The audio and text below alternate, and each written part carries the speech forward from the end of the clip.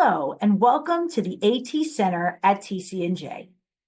This three-part webinar series is titled Harmony in Learning, Integrating Songwriting in Education, and is presented by Abigail Jones. Abigail is a board-certified music therapist working in New York City. Throughout her practice, she has worked with individuals from birth to death while in medical, educational, memory care, and mental health settings. She has worked in the NICU, PICU, outpatient mental health, special education, and assisted living facilities, and has worked with people with a wide range of diagnoses. She received her undergraduate degree in music therapy and psychology from the UMKC in Kansas City and received her master's at CSU.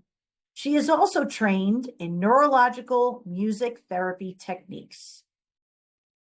These webinars are made possible through our partnership with the NJ Department of Ed, Office of Special Education. The statements issued by guest presenters do not reflect the stance of the NJDOE OSC. Please use your professional judgment when implementing strategies and resources within your practice. Let's listen to Abigail as she walks us through information on songwriting in schools.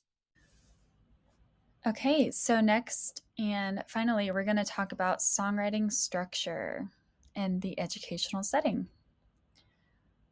So, when structuring a songwriting experience in the educational setting, it's really helpful to have a warm up and engagement. So, that warm up can be like moving your body, taking deep breaths, maybe even sharing something with each other, like how they're feeling.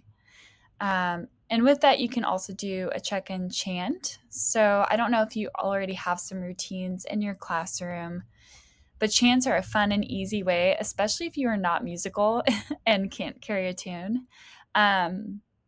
Just like clapping or doing some sort of movement with this check-in chant really lights up the brain, really enhances engagement, and gets the students ready and oriented for whatever you're going to do. And lastly, for the beginning, having some sort of movement. So a lot of research has shown that moving the body lights up the brain. Making music, even listening to music, lights up the whole brain. And then when you combine those two together, it is a great concoction. So that's how I structure my music therapy sessions. I do a hello song. I do some movement next, so some sort of dancing song. And then I also transition to an educational portion. So I like to do the movement and the check-in before that because then my students' brains are primed and ready and active before we move on to a more cognitively demanding task. So it's very purposeful in how I structure those sessions for that reason and based off the research that I've read. So highly recommend movement, but before you get started with anything that requires more attention, more focus. But yeah. So within songwriting, and this is just an example what I'm going to go through, and then I'm going to go ahead and go through a lesson plan that I created for you all. The text will show up a little small, but I'll link the document at the end, and so you can view it on your own and use it as you'd like. So to begin this collaborative lyric creation, you can pick a theme or base it off of a lesson. So I'm going to focus on themes since I'm not sure what you might be teaching a lesson on. So you can work with a group. You can like have them vote on their favorite theme. So oftentimes I have students vote as many times as they want. So let's say that they like 3 of the 6 that are here. So they can vote as many times as they want. They don't have to vote at all. They can vote once. And then whatever theme has the most tallies at the end, that will be the winner. So I work with students that have varying disabilities due to traumatic brain injury or brain-based disorders. So, not putting that cognitive demand on them to make one choice or to have to choose it all. That's been a really inclusive way to do voting. So some examples could be having a theme of emotion. So again, making sure that you're not digging into that emotion or helping them process it, but just giving people an opportunity to share how they're feeling is totally fine and safe. But also making sure, like, if you are focusing on emotion, maybe chatting with a counselor, a psychologist, social work, making sure that, like, they know that that's happening in case something comes up. And then if something does come up, you can send the student to that your coworker, and so you can stay within your scope of practice as you are implementing anything related to emotion. Another theme is favorite things. So that's really great and easy way to help a classroom get to know each other, for you to get to know the students, for the students to get to know you. And what I love about favorite things is that it can be anything: person, place, thing. And then depending on whatever lesson you're teaching, it can really, like, I feel like there are a lot of academic goals that could tie into favorite things. Also related to favorite things, there's an I like rap that I wrote. So, making it easy and accessible if, like, you don't like to sing. And what I liked about the I like rap is that it could be anything at all and wasn't restrictive. And if a student liked going on a walk, then that could be added into the I like rap. So just some ideas. Another theme could be goals and aspirations. I'm not sure what age group you're working with, but I feel like that's something that's carried through for all ages, where we're always processing, like, who we want to be, who inspires us, what inspires us. And being able to tie that into a songwriting intervention is really powerful and something that they can take home with them and share with their families. So there's a lot of crossover with songwriting as well. You could also do favorite memories. So maybe you're teaching about ecosystems, and then maybe if someone has visited a place that has a certain ecosystem, or they could be creative and, like, creative memory. That's also something that could work. So that is a way you could tie this theme with a lesson. And then, so if you have a lesson that you're doing, you could do a specific subject or topic. And just thinking creatively about how you can engage students in whatever curriculum you're using in your classroom. And then also about me. So this is a really empowering theme. I've seen a lot of students and clients that I've worked with, like, as humans, we love to share about ourselves and hear about other people, about where we're from, food we like to eat, music we like to listen to, and learn about different cultures from each other. So it's a very inclusive and eye-opening and fun experience when people and students are able to write songs about themselves. Because as humans, we like to do that. We like to talk about ourselves. So it's a really fun and safe way to do that. So within structured songwriting, you can use melodic and rhythmic exploration and structure. So melody meaning things that have notes, da da da da da. So my voice is a melodic instrument and rhythmic. So, and rhythmic is just that. So a rhythmic beat is what it's implying. So with melodic instruments, you could use black keys on a piano. It's a pentatonic scale. So really easy to write a song using just the black keys. So nothing really sounds wrong or dissonant, but sounds pleasant and harmonic. And then you can also use the xylophone or the glockenspiel. That's also a really fun instrument you can use with mallets. And then also, I would recommend GarageBand. Um, GarageBand is such a great tool. It's free on every iPad, every iPhone, iMac, and it's really fun on the iPad. I use it a lot. To like whoever's using the iPad can pick out their instrument, their own sound. They can make a beat with a beat maker in GarageBand. You can record in GarageBand. But what's nice is you can play all these instruments with just a touch of your hand. So if you do have some physical disabilities as well, it's a really accessible way to make music. So highly, highly recommend exploring GarageBand.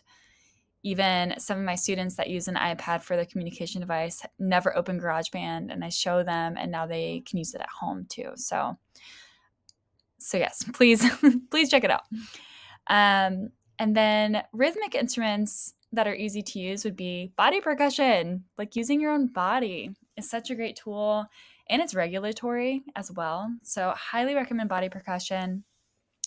And you can really turn anything into your classroom into a rhythmic instrument. Like you can use pins on a can, or whatever you might have, and even using the desk, a desk or tray as percussion. I've done that with students as well. Paddle drums are really fun. There's like these fun lollipop drums that I use with a rainbow mallet. Those are pretty cheap, durable, lightweight, and don't take up too much space, but allow you to make a lot of sound. So would recommend paddle drums. And then again, GarageBand has pre-programmed drummers and the beat maker that I mentioned before, where like you touch on the screen and it cycles through. And then wherever you touch, it lights up and adds the sound. And if you touch where it was lit up, then the sound goes away. So there's claps, a kick drum, a snare. There's so many things. So also the beat maker along with the pre-programmed drummers. Also would just recommend like bells for rhythmic instruments, and percussive instruments, and tambourines. So recording or performance, you can use GarageBand, or you can record live on your iPhone. Voice memos is really great, and the iPhone microphones are really nice. So you can record into your iPad, your iPhone. There's also a website called BandLab. It's free to use. And I've used that to arrange some songs just through my web browser. So highly recommend that as well. It's really user-friendly. It's free. Really, really fun.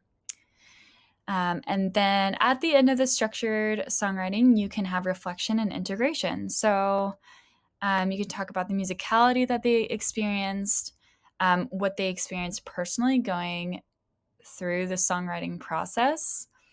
If they were surprised that they could do this thing, if they felt scared, they felt excited, proud, and just like opening up the space for anyone to share in the group experience as well. So for the personal experience, you could just have them like journal or chat with you one-on-one. And with the group experience, you can all gather together at the end and talk about that. And then as a teacher, just like translating that information and integrating it into the classroom of their life by talking and collaborating with anyone else that works with the students. So any other teachers, the counselor, and the parents. So music is a great way to get insight into your students, and then sharing that with everyone else who works with them.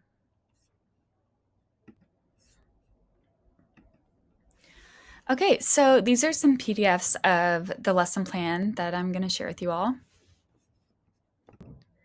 So similar to a basic lesson plan, the grade level, but again, this can apply to any age really. The time that it might take you and that is needed. An example of a lesson theme, so exploring identity and self-expression through songwriting. And these are the objectives that I thought could be reached through this songwriting activity. So you can kind of go through those or change it however you need. And the materials, I would recommend a whiteboard or a chart paper, using markers or writing tools, a lyric writing worksheet. So you can like make something beforehand to help guide them through that. Rhythm instruments, I would highly recommend Digital Beat Maker, GarageBand, keyboard, guitar, or, if you have students that do play guitar or keyboard, like asking them to bring that in, or if you have some around, definitely highlighting any musical aspirations that students have is really fun. And then, if needed, providing visual aids like the emotion chart or like the emotion wheel to help students identify emotions. If you're working on that, you can use rhythm cards or rhythm examples or rhyme examples, which can be really helpful in the songwriting process. And then optional, like I mentioned before, using GarageBand or your phone or BandLab to record everything that you've worked on. So they can take that home and have it as something that they can be proud of and reflect on later. Then we have the lesson procedures. So similar to what I mentioned before, having some sort of check-in can be super simple. So like the example that I give, so I'm just doing like a steady beat. My name is Jordan, and today I feel calm. My name is Sam, and today I feel excited. So super simple. Maybe you could like have more student interaction and like have someone make up the beat for you, and then all of you can follow that and like take turns each week or each time you do it. Can be really fun. And then introduce the songwriting. So why do people write songs? What stories or feelings can help us share? Just kind of digging in and wrapping their minds around songwriting. And you can share an example. If you have your own, you can share that too. And then we have brainstorming and lyric rewriting. So you can brainstorm your own. And sorry, I'm realizing when I share this as a PDF, I have a Word doc that I'm going to share with you at the end that looks like the letters all bunched together. So sorry about that. But in the Word doc, it'll be more legible. But as you are brainstorming the writing, that's the hardest part, like getting started with the words. Here are some verse and chorus prompt examples. And you can encourage rhyme, repetition, or rhythm, but allow for creative freedom, of course. And you can write your own original lyrics this way. And also I will note that you can do lyric rewrite. So I'm going to talk about like creating a song from scratch in this lesson plan, but if you want to like use a song that's familiar and just change the words, you can do that too. So we celebrated Disability Pride at the school that I work at, and I rewrote the lyrics, and we did together to the song Try Everything by Shakira to be about disability pride, and they use the sentence structures I am and disability is. So we worked on writing that song together and had like a final product, which was so fun. So then once you have the lyrics, and I also will note, you might do the rhythm and melody exploration before you do the lyric writing. I also write my own music, so sometimes the lyrics come first, and sometimes the rhythm and melody comes first. So it just depends on what mood I'm in. So it depends on your students and like what kind of happens naturally. So I would recommend just like letting things flow naturally. So if like someone starts exploring rhythm and melody first, go for that. And then lyrics can come after. But for rhythm and melody exploration, you can use live music or looped backing track with simple chords. So GarageBand has a lot of looping tracks that you can use. Students can sing their lyrics with the beat. So if they aren't super musical and don't like to sing, like they can say the lyrics or, rap, try to get a flow. That's also really fun. Add percussion, clapping, or movement for engagement. And then you can model a call and response structure for accessibility. So keeping it super simple, and I give an example like I am, and then the group echoes. And then you have performance. So you can perform it live, or you can record on iPad, read lyrics aloud, or you can share in pairs only. So you have the option to like share and record, just like with one another person, or they could not at all, or in the group setting.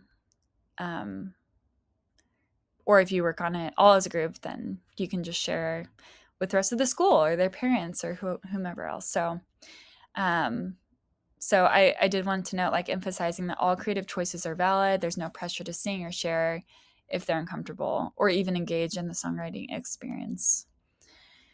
And then you have reflection and integration. So you can do a group debrief. Was there anything they learned about themselves? Did they feel like they created something of their own or contributed their own piece of themselves into the song? And then an optional written reflection. So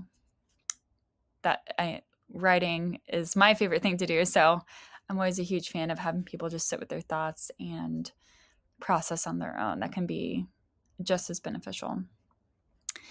I put an assessment portion here, but however you assess is best. But observation, lyric quality, student feedback, just taking all that in, taking note of what that experience was like for that student.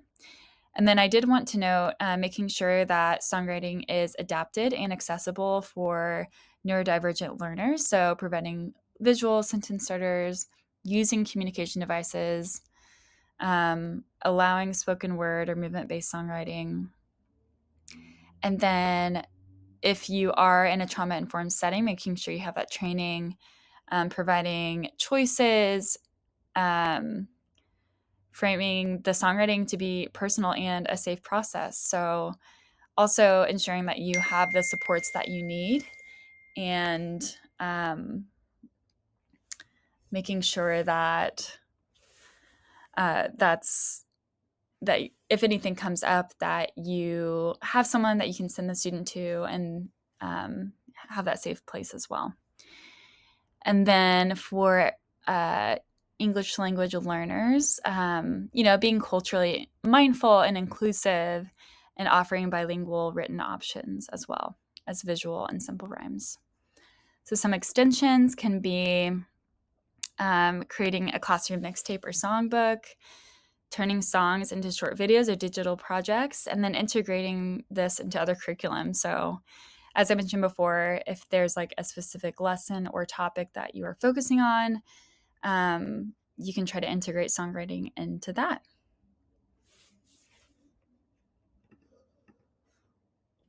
All right. And for the conclusion,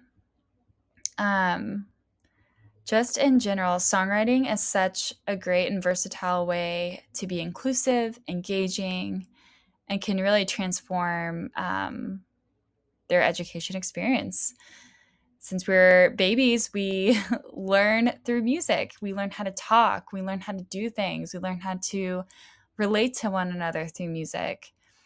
You communicate musically before you can even say words. So using this as a way to open up, help students open up to you and their classmates, to promote that learning and engagement and self-expression. And a long-term vision with this is just creating an emotionally safe and musically rich space for learning and growth.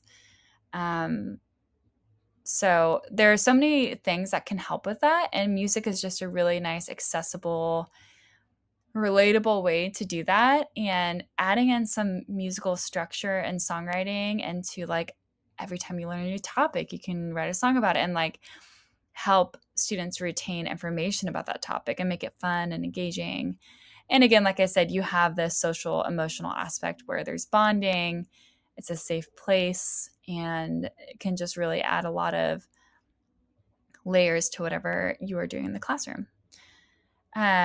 This is a link to the Songwriting for Social Emotional Learning and Literacy lesson plan. I wanted to create this for you all so you have something to go off of. It's a really easy, simple thing to follow. So I'm not sure if you can click the link in this video, but I'll make sure that it is accessible to you somehow. And I hope that you enjoy it and get to use it. Okay, thank you so much for following along. I hope this was helpful.